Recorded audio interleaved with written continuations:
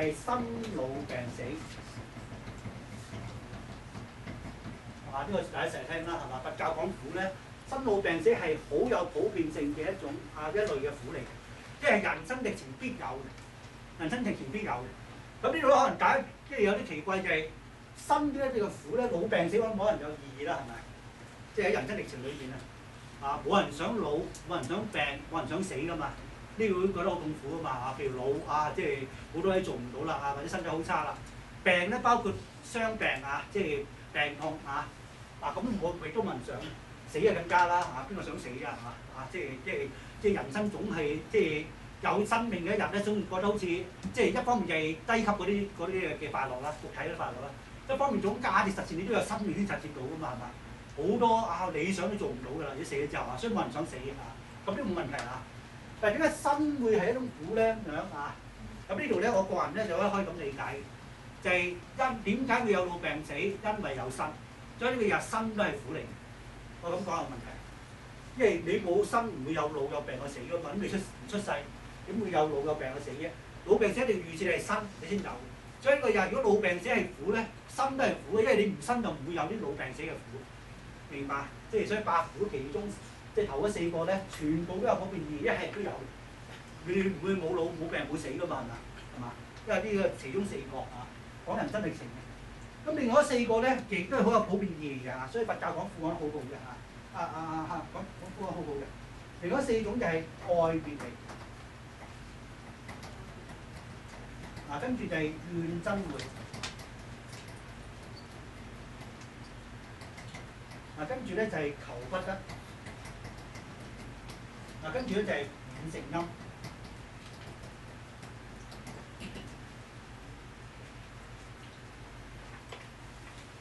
愛別離咧，其實即係話你中意嘅人生離死別，呢個好痛苦啦，係咪？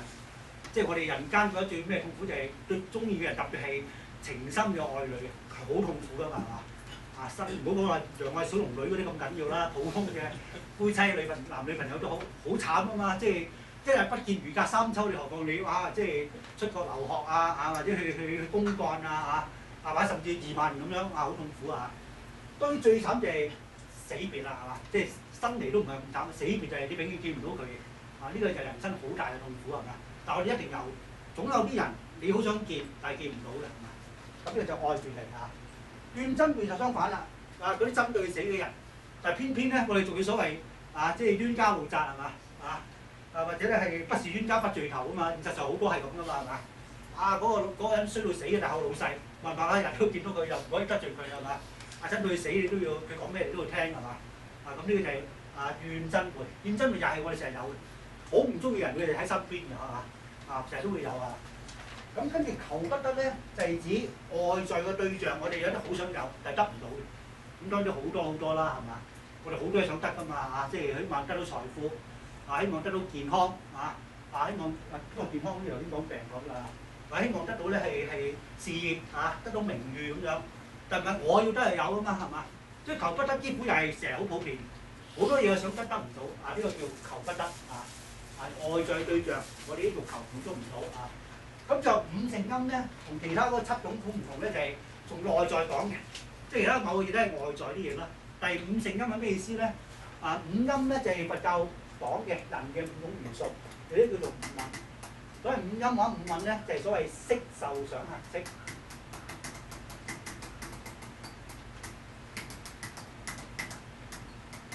如果詳細內容唔多講簡單講就係有物質部分，譬如肉體嗰啲係人嘅一啲組成部分嚟㗎嘛。咁另外咧有感受有意識有行動有一個思維呢啲係嘛咁呢都係人所有嘅咁而咧即係對於某啲人嚟講咧，佢個痛苦係唔係喺外在世界喎？可能係自己內部喎。因為有啲人嗰啲慾望係特別大嘅，有啲係咁嘅，叫做火麒麟周身癮㗎嘛即係呢啲好多咁有啲人。即係或者有時呢啲唔好講話以為自己冇嘅，有時一時時嘅係嘛？有一年就我特別想某呢樣嘢，特別好熾熱嘅。咁嗰啲係我哋亦都成日有嘅一啲痛苦嘅經歷係嘛？好即係突然間內部好要求想有啲某啲嘢，但係就冇嘅咁樣，咁我哋覺得好痛苦嘅咁呢個叫五乘庵係內部嘅嗰種苦OK， 咁樣講有問題八苦呢度，即係八苦涵蓋人類好主要嗰啲類型嘅痛苦啦。頭嗰4個人生歷朝必有嘅。跟住咧就係人際關係啊，愛啲人就唔可以喺埋一齊，唔中意啲人喺埋一齊啊。跟住就外在對象都冇求，滿足唔到。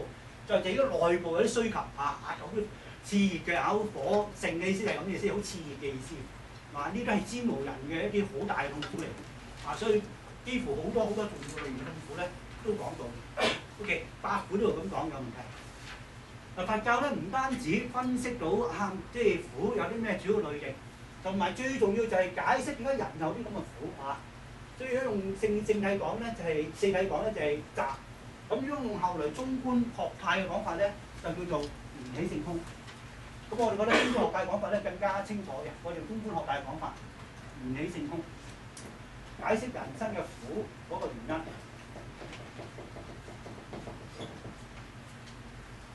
咩叫緣起咧？緣起同頭先講集嘅聲一樣，即係話咧一切嘅事物咧都係由條件組成嘅。用佛教講法咧就係一切法皆依因待緣。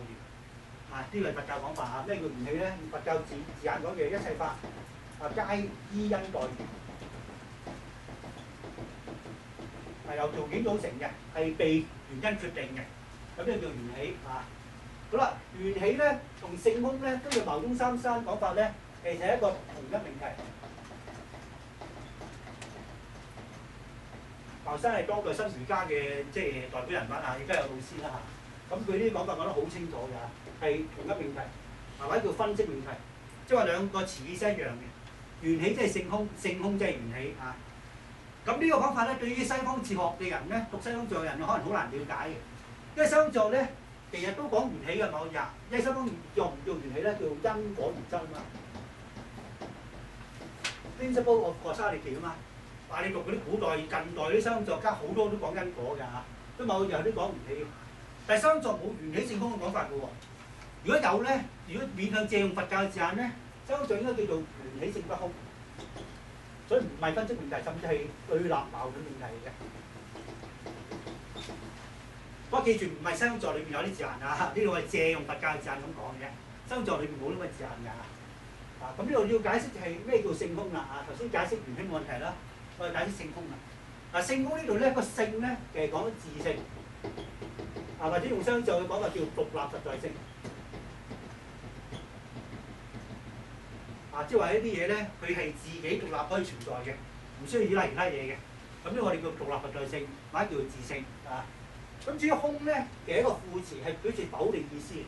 所以咩叫性空咧？其實用佛教字眼講叫做無自性，或者即係對於獨立實在性嘅否定。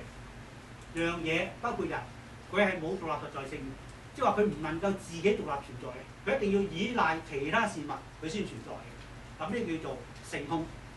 知唔清楚性空嘅嗰個意思知唔清楚？咁點解喺西方哲學咧緣起講唔到性空，反而要講性不空咧？就理由係呢一種嘅，因為西方係一種知識入路，西方哲學係一種知識入路，佢係從知識嘅角度咧去講因果嘅。